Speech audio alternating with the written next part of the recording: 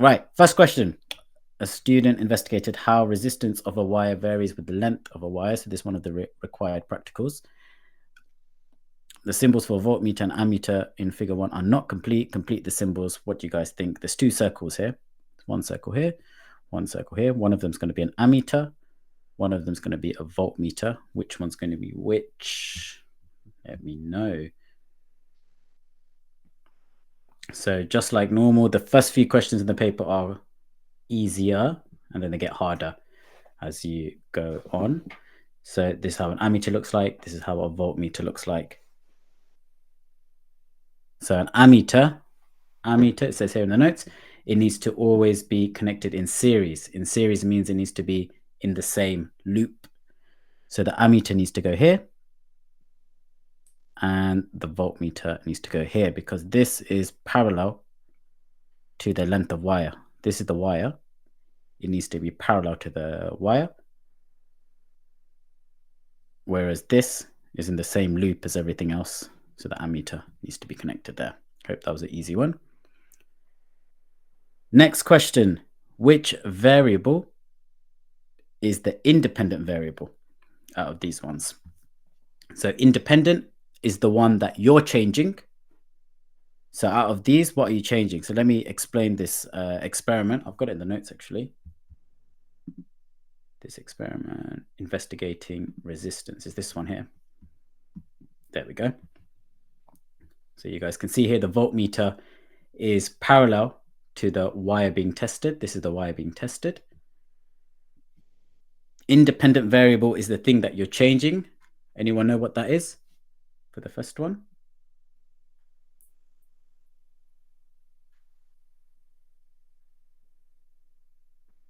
So that's the variable you change. That's going to be the length of the wire. That's what we're changing, isn't it?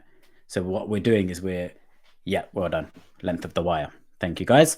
So what we're changing is we're moving the crocodile clip. So imagine a wire, you're moving the crocodile clip. So first of all, you have them very close together, then you move them further apart, further apart, further apart. So what you're doing is you're changing the length of the wire by doing that. Which variable is the dependent variable? Dependent one, so let's look at the question, is here. They're investigating how resistance of a wire varies with the length of the wire. So resistance is what we're trying to basically find, isn't it? So the answer for this one, for the second one, is the resistance of the wire.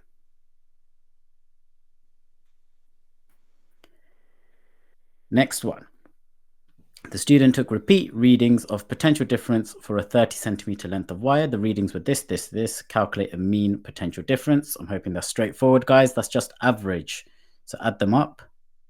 Let me know if you can work it out. If you've got a calculator with you, just work that out and let me know what you get. So 0.16 plus 0.17 plus 0.15. Do you even need a calculator for this? You can do this in your head because it's the value in the middle, isn't it? So you don't actually need to work this out. It's going to be 0.16 volts. Any questions, let me know. Next question. The length of the wire was increased to 60 centimeters. The current in the wire was 0.5 amps. Calculate the mean potential difference. Sorry, the mean potential difference was 0.32 volts. Calculate the resistance of the 60 centimeter length of wire. They've literally given you the equation here. So there's nothing to rearrange. You just need to put the numbers in. You just need to make sure, double check that you don't need to convert anything here. So R is equal to potential difference over current. Potential difference needs to be measured in volts. Current needs to be measured in amps. That's all good. We don't have any milliamps or millivolts or anything like that. So we don't need to convert anything. So let's just put that straight into the equation. 0.32 divided by 0.5. Anyone got the answer for that? Let me know. 0.32 divided by 0.5. Yep, thank you, Divya. It is 0.64. Well done, Abby. 0.64. Next one. Calculate the power dissipated in the 60 centimeter length of the wire. Power, again, they've given you the equation. P equals IV. They're being nice in these questions. They're not usually this nice. And they've even rearranged this one. This one should be V equals IR. They've rearranged this for you. They don't usually. But yeah, next one, P equals IV. You just need to do current times potential difference. So that's going to be 0.5 times 0.32. Let me know what you get.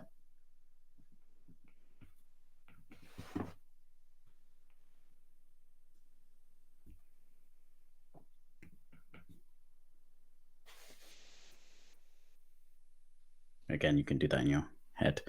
When you do that, yep, well done. 0.16 watts. Good. All right, so 2 calculations done.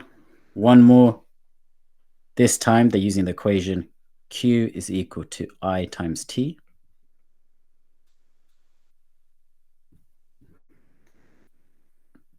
They've given you current in amps, time in seconds. That's the correct units. You don't need to convert anything. Usually they give you like time in minutes and you have to convert it. You don't need to.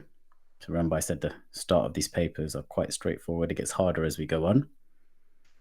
So Q is equal to 0.5 times by 17, which gives you an answer of 8.5 coulombs. Okay. Next question. So we've got a graph here, resistance against the length of wire. The student repeated the investigation using a thicker wire made from the same metal. For the same length, the thicker wire has a lower resistance. Okay, that's the most important thing. Draw a line on figure 2 to show how the resistance of the thicker wire varies with length. So that's the important bit here, the lower resistance. So resistance is the y-axis. So with the same length, lower resistance, it basically needs to just be a straight line from the origin again, because it's directly proportional, but it needs to be lower down. You need to use a ruler when you do this. It needs to be something like that. Anything with a less steep gradient. Okay, that's the first question done very quickly. Okay, next question. Between 1951 and 1992, USA's tested nuclear weapons in a desert. Complete the sentence. Radioactive dust from the nuclear weapons testing settled in the desert. This is called radioactive. What do you guys think this answer is? Radioactive what? Let me get it up in our notes while you guys tell me what the answer is. Anyone know?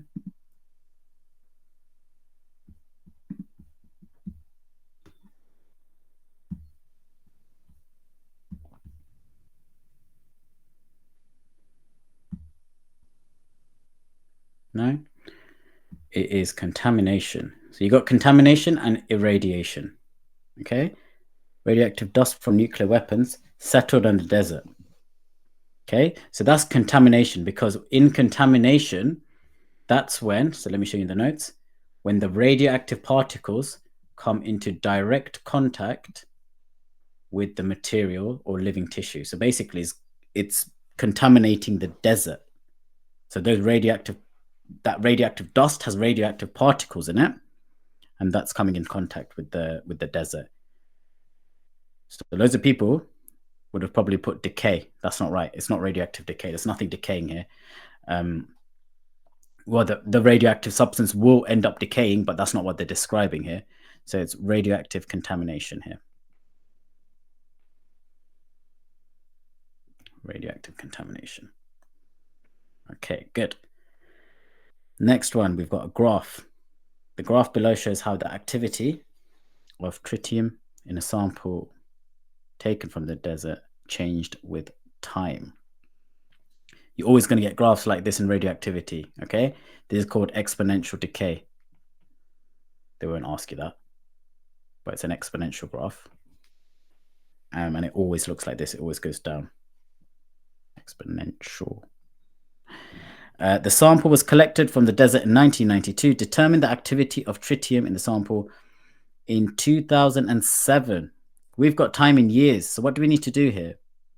We want to work it out for 2007. The sample was collected at 1992. So that means 1992 was the initial one. So that's 1992. So where would 2007 be? So what you need to do is you need to think how many years are there between 1992 and 2007. How many marks is this? 2 marks. So let's actually do that. What do you guys think? Anyone know?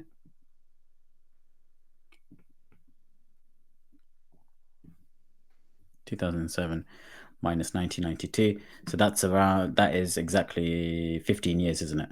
Yep. Thank you, Rianch. 15 years.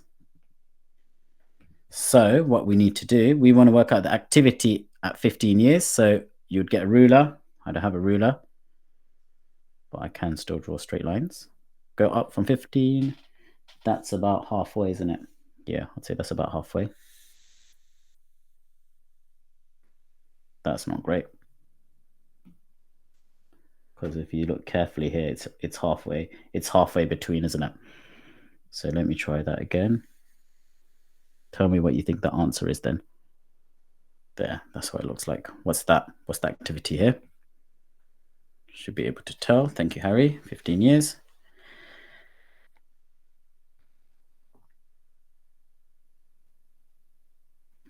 Halfway between 30 and 40, that's going to be 35 becquerels. Answer's 35. Okay, hope that makes sense. On to the next one. How much time did it take for the activity of tritium in the sample to decrease from 80 to 40 becquerels? 80 to 40 becquerels. So we start off at 80. We want the time it takes to go to 40. 40 is exactly halfway. What do we call that time? The time it takes for it to half. Because that comes up in the next question. So go to 40. Go across up to the line.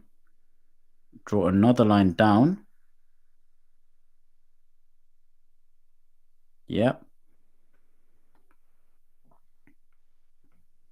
That there, that's the time taken. It's asking how long does it take for it to go from 80 to 40. That's what the question said, isn't it?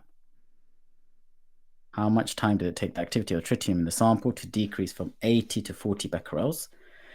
So 80 is at 0. 40 here, that is 12.5. So it takes 12.5 years.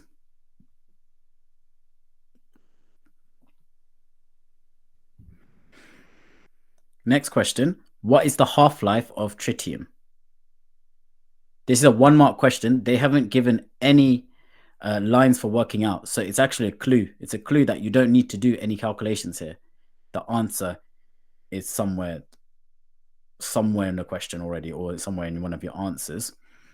So what we've already done, we've actually already calculated the half-life. Remember, what's the half-life? Let me get the definition of half-life here from the notes. Half-life, the time it takes for the activity or the number of undecayed nuclei to decrease to half of the original value. What's happened here? The value has halved. Activity has halved from 80 to 40. So the time taken for that to happen is the half-life. So that is literally what we already worked out, 12.5. So the answer to that is also 12.5 years.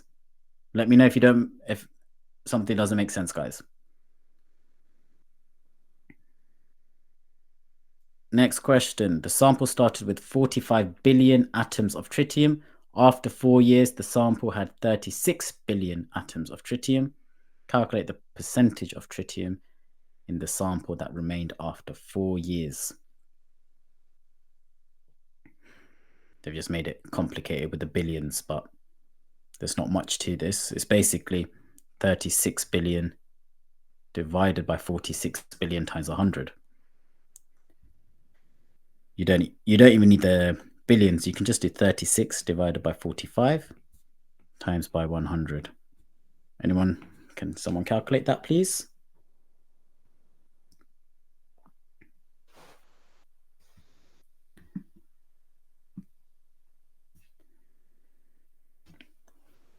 So yeah, you could put billion in, 45 billion, but that would be a huge number. Instead of typing all of that in your calculator, you could just do 45 over 36. Thank you, guys. 80%. 80%. Cool.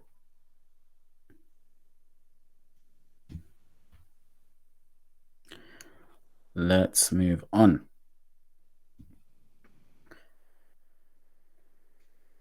A scientist determined the activity of a sample of tritium every minute for 3 minutes. So you can see here, it's decreasing. The activity is decreasing. No, it's not decreasing. It's staying the same, isn't it, roughly? Yeah, they're all roughly staying the same. Why do the activity readings in the table vary? So they're basically the same sample of tritium for 3 minutes. It's staying the same, but it's fluctuating a bit. Why is that? So you need to know this about radioactive decay. It is a random process. You can't predict it. That's what it means. Radioactivity is a random process. We've got that somewhere here in the notes. Random nature. So that means you can't predict when a nucleus will decay, and you can't predict which nucleus will decay next. I'll come back to that in another question. We'll look, because we've got to look into that in a bit more detail in a bit. What safety precautions should scientists take when working with radioactive materials in a lab? Is it not... What can you do if the video feed isn't clear? Try and leave and come back, because that's worked for a few people in the past. Try do that now. Try and leave and come back and see if it's any better. Let me know. Is it not due to background radiation? No, it's not due to background radiation, because background radiation is always the same. It's about, I'm just putting a random number here. It's around 25 becquerels, yeah? So even that varies, but that just adds on to this 25 becquerels. 25 becquerels. You're basically adding background radiation to it, but it doesn't, that's not the reason why the values are fluctuating. The reason values are fluctuating is because you can't predict when a nucleus is going to decay. It's completely random. So you see here, in this example here, we've got 32 nuclei. All of them are undecayed. One of them is going to decay next, but we can't predict which one it is. Sometimes they decay really quickly. So here we got one that's decayed, and here we got two that's decayed. Sometimes they decay very quickly. Sometimes it takes a bit longer. So because we can't predict it, that's why you can't. It's a random process. That's why it doesn't work. What if that doesn't work? So at the end of this, it'll be recorded. I can show you the recording. Is it clear for everyone else? The video, because I'm recording this session, so I can send you that. Just try and stay on, or like go off and come back again. If it's still not clear, if it's not clear, then I can just send you the recording. Yeah, it's all clear for everyone else. Okay, nice. What safety precautions should scientists take when working with radioactive materials in the lab? To avoid contamination, I'll say this one. Use tongs to handle the materials. Safety goggles, probably not. That's not going to stop radiation. Tie long hair back. No, that's probably not. I would say it's to use tongs. Okay. Next question. Studies show that children born near the area of the desert containing tritium were more likely to develop cancer. It's important that the results from these studies are checked by other scientists. Why is that? That's so that to prevent false claims. What is this process called? This is just something you just need to know. Peer review. I think I'm pretty sure I do have this in the notes somewhere under the contamination section. Yeah, here. It's important the findings of the effect of the radiation on humans are published and peer reviewed by other scientists. Yes, yeah, so it's basically when other scientists check your work to make sure there's nothing wrong with it. Okay, questions are starting to get harder. Question 3. So let's see what we've got here. We've got a wood-fired hot tub. So you can see here we got water. Water can travel through here. As it travels through here, it gets heated by burning wood and then can return to warm up the water in the hot tub. What type of fuel is wood? So remember, non-renewable means it will run out eventually. Wood is renewable because you can grow trees really quickly. So you can burn it and then you can grow new ones very quickly.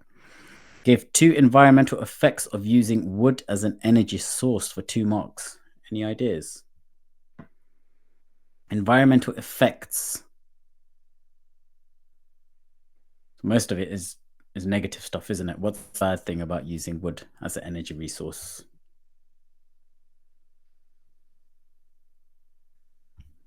Biofuels. Let me get that up on our notes. Let me know if you think you know the answer.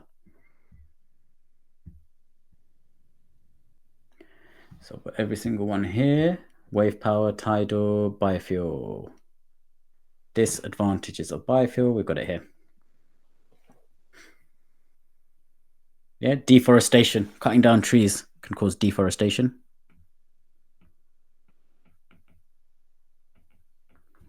That's one thing.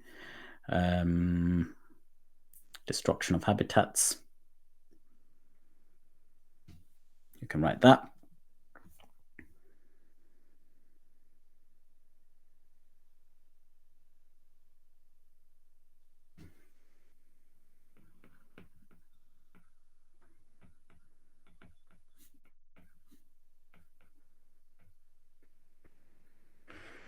You can't write food crops because trees aren't food crops. This is different types of biofuels that are connected to food crops, not this one. What else do we have? Increases carbon dioxide. Yeah, you can cause emissions, pollution when you burn trees. You can mention that as well. So you just need 2 of those for 2 marks. Describe the changes to the stores of energy of the wood, pipe, and water as the water is heated. So the water is heated using wood. What type of energy change do we have? Anyone know? What energy stores does the wood have at the beginning? And I'll get that up. So we've got 8 different energy stores that you need to know about. Thermal, chemical, kinetic, gravitational potential, elastic, nuclear, magnetic, electrostatic. So the wood itself, because you're burning it, it's reacting with oxygen in the air. So that is a type of chemical energy. Yeah, that's because we're dealing with a fuel here. So the question's asking, describe the change to the stores. So you can't just say chemical. Yep, well done, Nav. You can say the chemical energy decreases. Saying just chemical energy is not enough. You need to say chemical energy because it says describe the change to the source.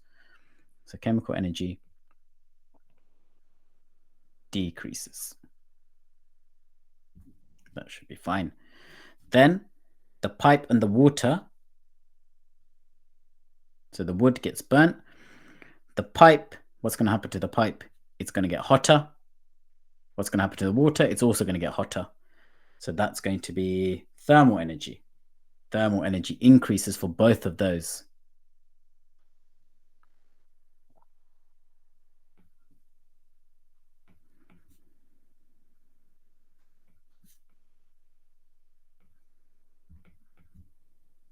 Both of those, that's fine. Thermal energy increases.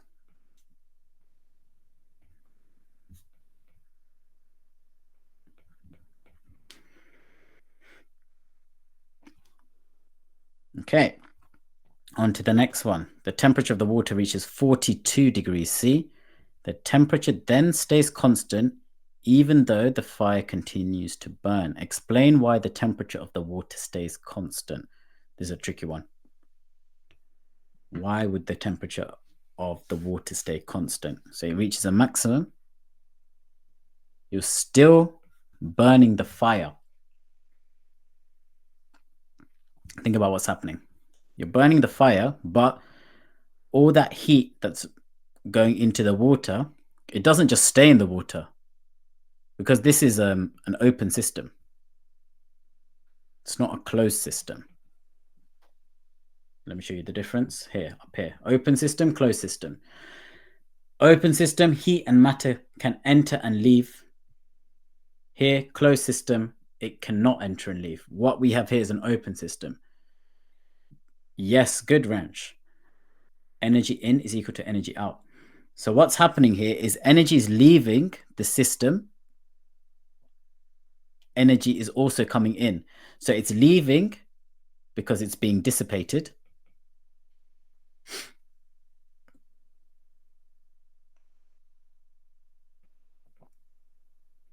And it's coming in due to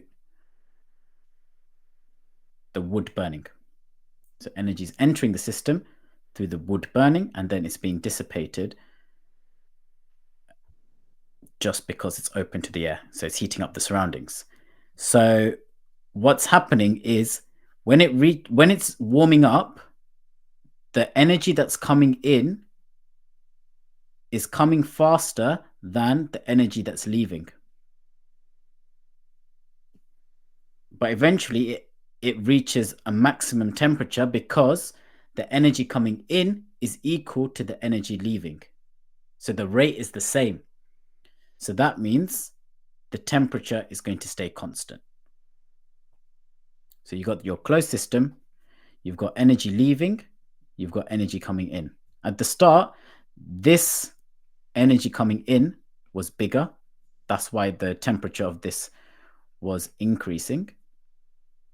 But once it reaches a maximum, the energy coming in is equal to the energy going out of the system. So it stays the same temperature.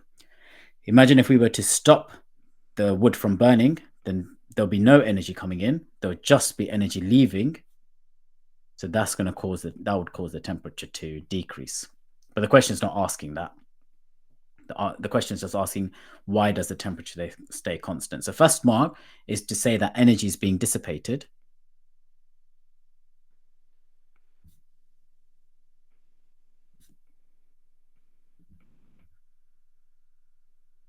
And then the second mark, you can say the energy leaving or the energy dissipated.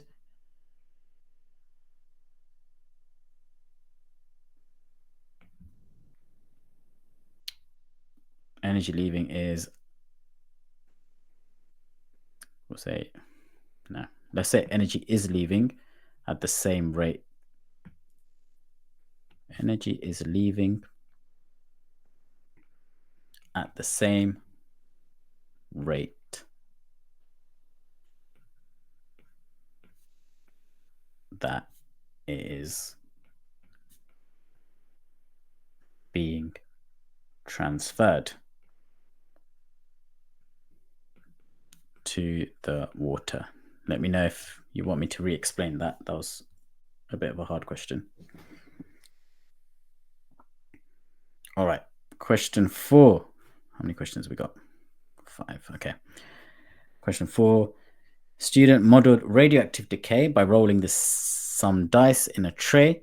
Dice that landed on the number 6 were removed from the tray. The removed dice represent nuclei that have decayed. Why is rolling dice a suitable model for radioactive decay? We've already gone through this. What's that word that we use to describe radioactive decay, and why is a dice suitable for it? Let me know. pick it up in the notes as well. It says under nuclear radiation. Yep, Bhavana, well done. It is because it's random. Here, we've got in the notes how dice can be used to model it. You can just say it is random. That'll give you the mark.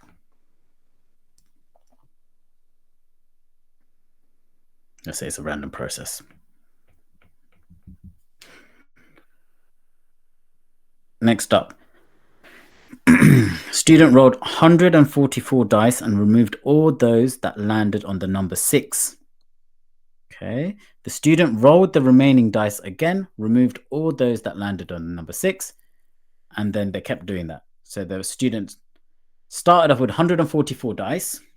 They rolled it. Anything that fell on 6, they removed it.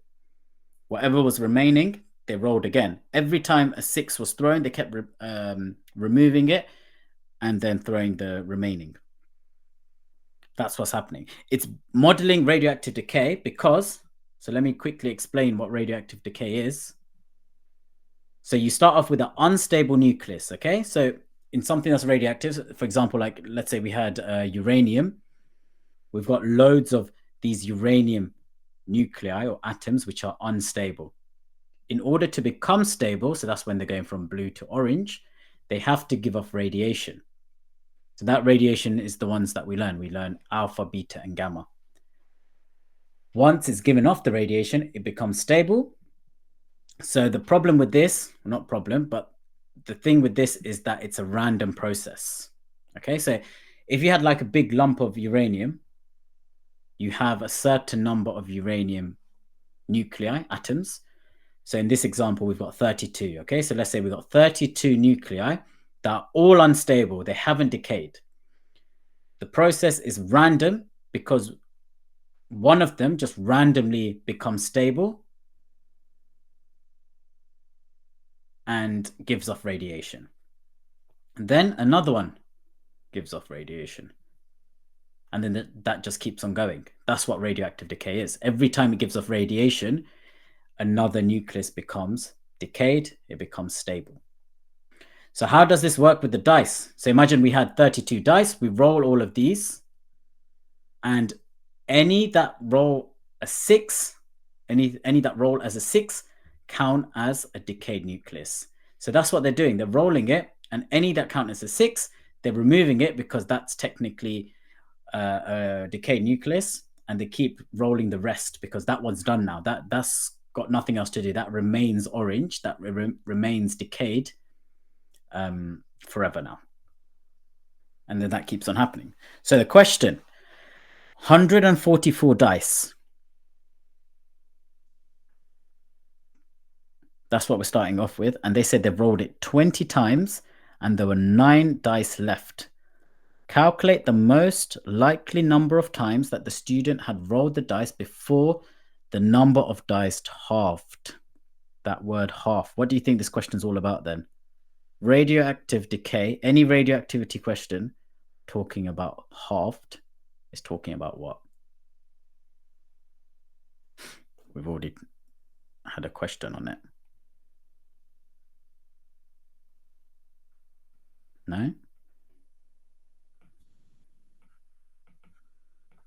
Question about half-life. Okay? Yeah. Thank you, TP. Half-life. So, remember this process. I said one by one they decay. So imagine they keep decaying until half of them have decayed. Okay, so we started off with 32, and then 16 of them have decayed, 16 of them have undecayed. That's one half-life. So the question is saying when the student had rolled the dice 20 times, there were 9 dice left. 9 dice left basically means there are 9 blue particles left. So you started off with 144, and then 9 were left. So what we need to do is we need to work out how many half-lives there are. How many half-lives there are between 144 and 9. It's a bit of a confusing question. After every half-life, the number halves. So 144 after one half-life, that's going to turn into half of that, which is 72. Then imagine we half that again. That goes to 36. Half that again, that goes to 18. Half that again goes to 9, which is what the question's asking us. 9 dice left. So how many half-lives have we got from that to this? 1, 2, 3, 4 half-lives. So let's look at the question again. Calculate the most likely number of times that the student had rolled the dice before the number of dice had halved. It's basically asking us for the half-life of the dice. How long does it take for it to half? So we've got 4 half-lives here, and it's taken 20 rolls. So for it to get from here to here, it's taken 20 rolls. So how many rolls would it take for it to half? In other words, how many rolls would it take to go from 144 to 72? Basically 1 out of 4 half-lives. So 1 half-life, 2 half-lives, 3 half-lives, 4 half-lives. What do you guys think? Very quick calculation. So let me say that again. It takes 4 half-lives for 20 rolls. We calculated that because we got 144 and we kept halving it. Halving it. And then we got to 9, yeah? And we worked out if you half it 4 times, it goes to 9. That took 20 rolls. So 20 rolls made it half 4 times. We just want to know how long does it take to half 1 time. So what would the answer for that be? There we go. Well done, guys. How long will it take? You just do 20 divided by 4, which is equal to, thank you, TP, 5. 5 rolls of the dice. That was a tricky question. It's hard to figure out what they want from this.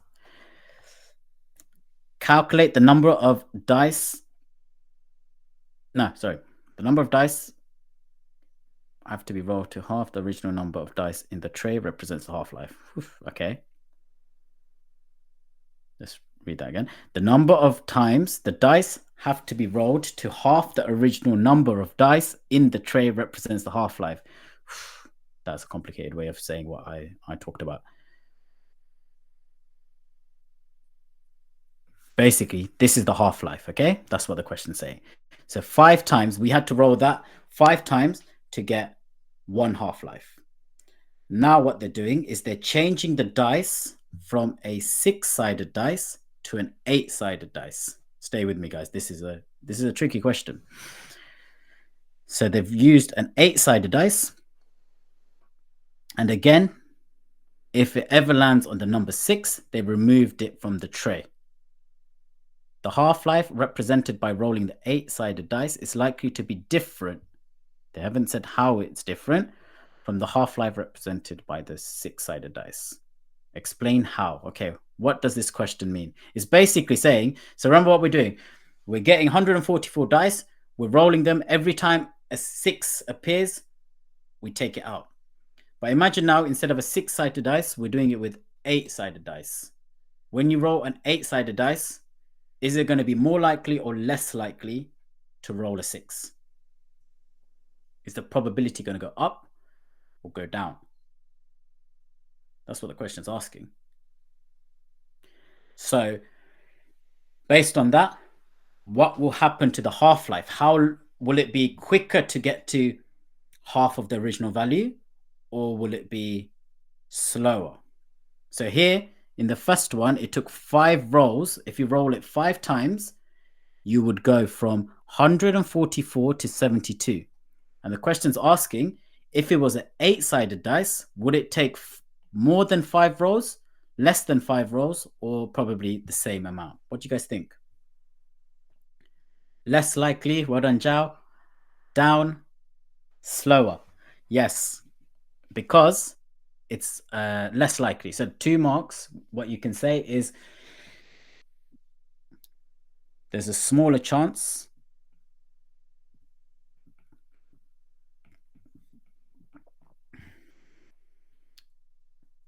of decay. You can say decay or landing on a 6.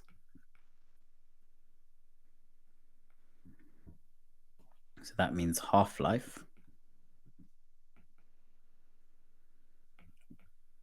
would be longer. Half-life would be longer. Let's just make it clear with the 8-sided dice. It would be longer with the 8-sided dice. It's like a maths question in a physics paper. But yeah. A teacher has 2 radioactive sources, A and B. Source A has a longer half-life than source B. What can be deduced about the nuclei in source A compared to the nuclei in source B? 1 mark. 1 mark. What you can say is probably it's more stable because it has a longer half-life. So that means it's taking longer. It's taking longer for it to basically go from this stage to this stage. It's taking longer. So that means it's less likely that the nucleus is going to decay. So if it's less likely, that means it's more stable. If it's more stable, then it's less likely to decay. So you can say source A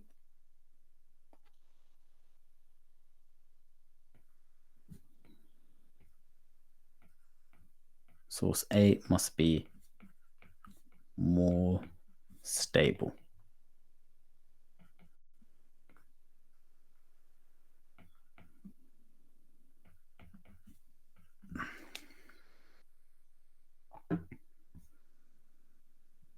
Okay, good.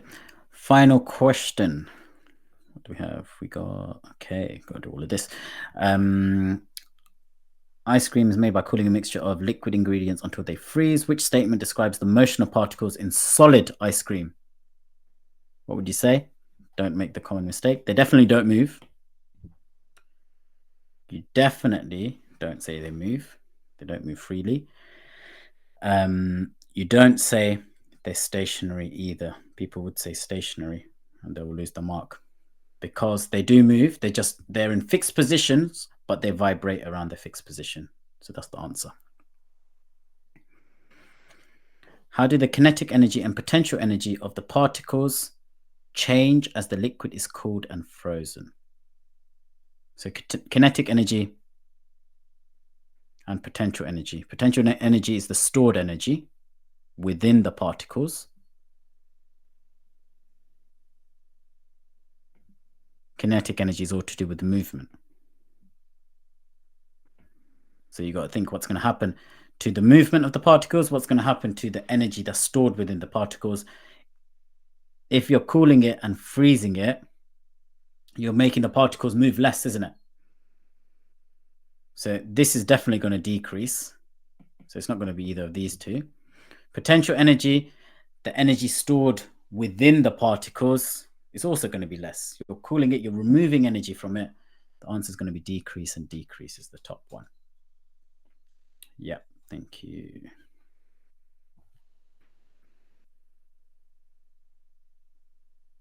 All right, on to the next one. The diagram below shows a bowl used for making ice cream. The walls of the bowl contained a liquid coolant. So that's the shaded bit here. Yep, well done, Harry. The bowl is cooled to minus 20 degrees before the mixture is put into the bowl. The bowl causes the mixture to cool down and freeze. Okay, fine. So you've got this tray. Inside the tray, you've got this liquid coolant. So normally, when you think minus 20 degrees, you think of frozen water, isn't it? You think of ice. But this is a coolant. This is made out of something else. It's made out of a different liquid. The melting or freezing point of this liquid is much lower. So even though it's minus 20 degrees, it's still going to be liquid. But if you put this ice cream mixture in, it's going to freeze because this mixture is made out of another substance, which does freeze. It probably has a lot of water in it. So it is going to freeze at minus 20 degrees. So this whole tray keeps the ice cream solid. It stops it from melting. That's what's happening here. Explain why the different thermal conductivities of metal and plastic are important in the design of the bowl. All right, let's look at the metal and plastic. Let's look at this diagram. We've got the outer plastic surface. So that's this bit here. That's plastic. But the inside is metal. It's all to do with conductivity. Any ideas why? First of all, what can you say about metal conductivity and plastic conductivity? Which of these have high conductivities? One of this has high conductivity, one of this has low conductivity. 4-mark question. Which one has a high conductivity? Which one has a low conductivity? Conductivity is basically how easily thermal energy travels through the solid. So, yep, thank you, Nav. High conductivity in the metal. So we can write that. That has a high conductivity. Plastic has a low conductivity. Now, let's think, why is that good? And why do they have it in those locations? So the inner one has a high conductivity.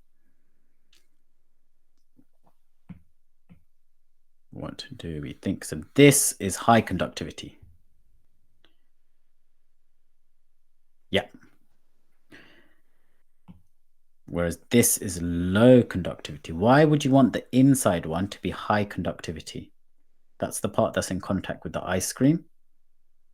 Remember, the ice cream is in here. Whereas the outer part has low conductivity. That's not in contact with anything. That's just in contact with the surrounding air. It's a bit of a thinking question. No? No one?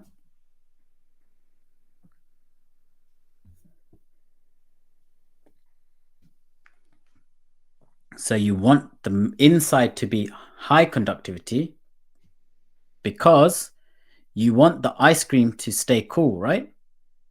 This is 20 degrees. Remember, all of this is minus 20 degrees. You want the ice cream to be at minus 20 degrees. You don't want it to be at room temperature. Room temperature, this is probably like 25 degrees, right? So if it wasn't for this coolant, this ice cream will melt. This ice cream would melt. You don't want it to melt. You want it in contact with this minus 20 degrees coolant. And you want energy from the ice cream to basically go into the coolant. You want energy from the thermal energy in the ice cream. You want it to leave. And you want it to leave as quickly as possible because you want to keep it as cool as possible. That's why you want the metal in the inside. Why do we want the plastic on the outside? Because it's the opposite. You don't want the coolant to lose energy. That's what's keeping the ice cream cold. But what's going to happen is the coolant is going to also lose energy to the surroundings because remember the surroundings is 25 degrees C. You don't want that. You don't want the coolant to start warming up because that's going to, the whole point of that is to stay at minus 20 so it cools down the ice cream. So they use a plastic on the outside to minimize energy being lost to the surroundings. Does that make sense? Let me know if it doesn't make sense. I'll explain that again. So, nutshell, you want the inside to be metal so that the energy in the ice cream can leave as quickly as possible to keep the ice cream cool. You want the plastic on the outside so that the coolant doesn't get warm due to the surrounding air. Does that make sense, guys? Let me know while I'm writing this. Let me know while I'm writing this. So you want high conductivity because it increases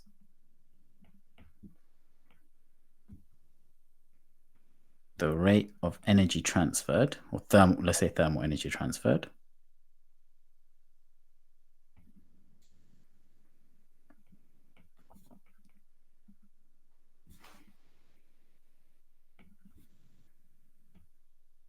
from the mixture, which is basically the ice cream, to the coolant. And you want a low one because this decreases the rate of thermal energy transferred to surroundings. Or you can say dissipated as well.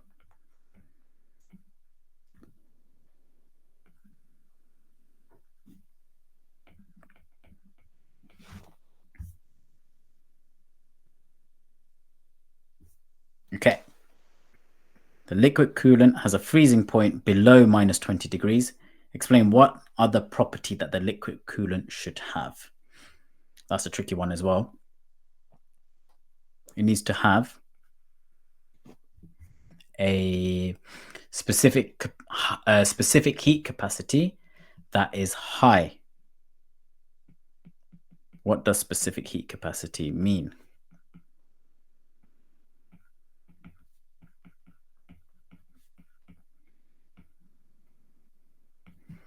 What does specific heat capacity mean? Let me show you.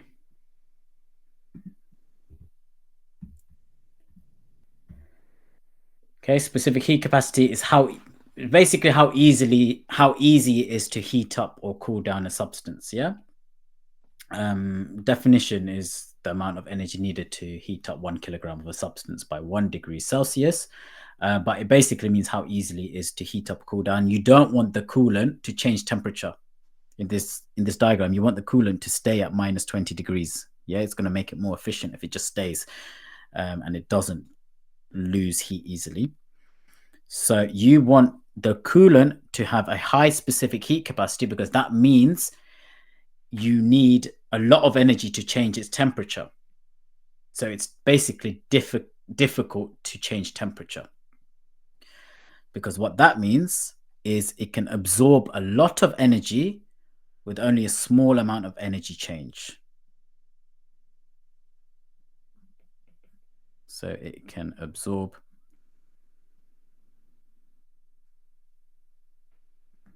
a lot of energy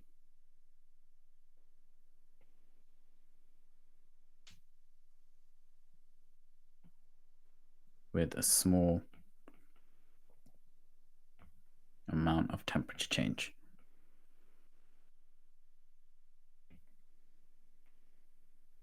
That's what high specific heat capacity means. Okay.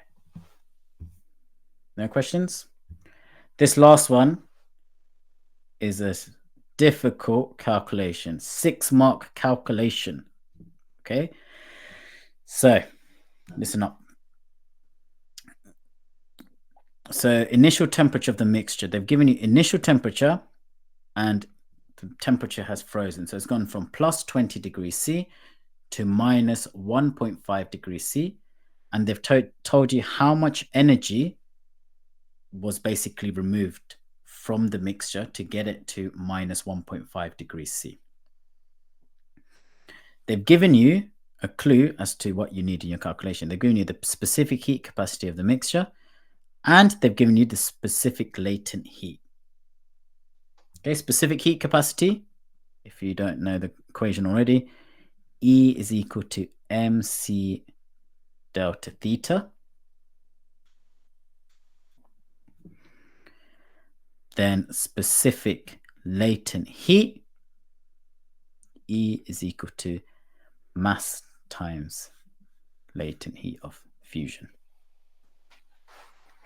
And it's asking you to calculate the mass of the mixture. So to do that, this is actually a very hard question. But let me explain. To do that, You got to remember these heating and cooling graphs. Okay, so remember, if you were to get a gas and cool it down up to its boiling point, it would melt. Sorry, it wouldn't melt, it would condense.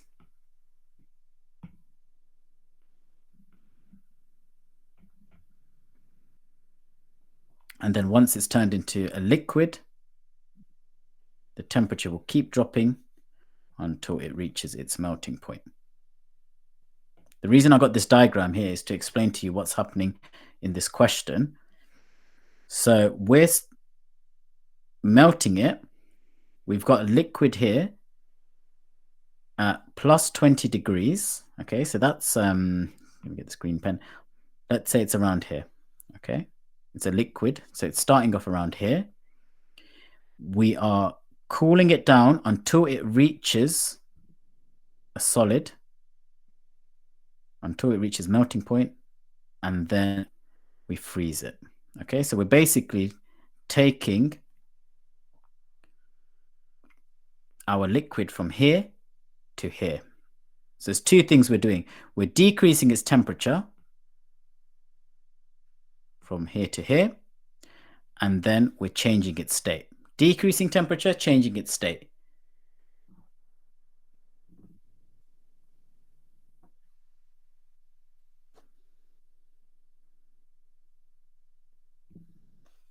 Okay, so there's two things. And during those two things, this is the amount of energy used. So 165 kilojoules is 165,000 joules of energy. And that's equal to the amount of energy you need that's lost when you cool it down to melting point. So for that one, we would use this equation. And then the amount of energy that you need to freeze it. So the flat bit of the graph, which is this equation. Both of these added together will give you 165,000. So let me write that fully. So this 165,000 is the energy to cool plus the energy to freeze. When I say energy, I mean the energy lost. Okay, so the energy to cool, for that part, you have to use the equation E equals mc delta theta.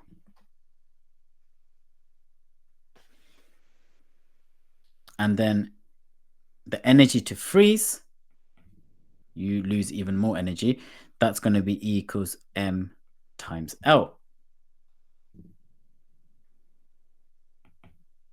What's the temperature change? What's the specific heat capacity? Specific heat capacity is given here.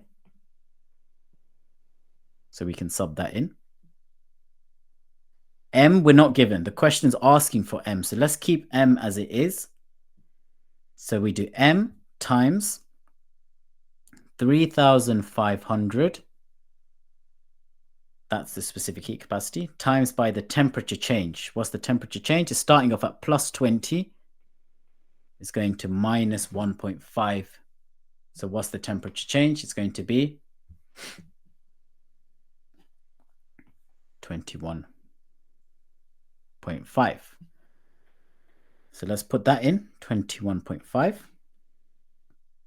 Plus, again, we don't know mass, so I'm going to keep that as M, times the latent heat of fusion, which is 255,000.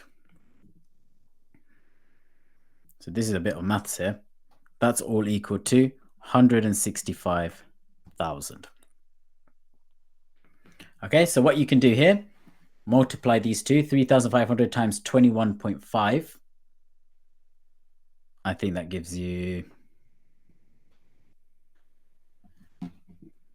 75,250 plus M times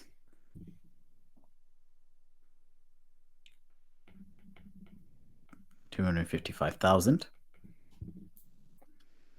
This is probably the hardest question I've seen on this topic.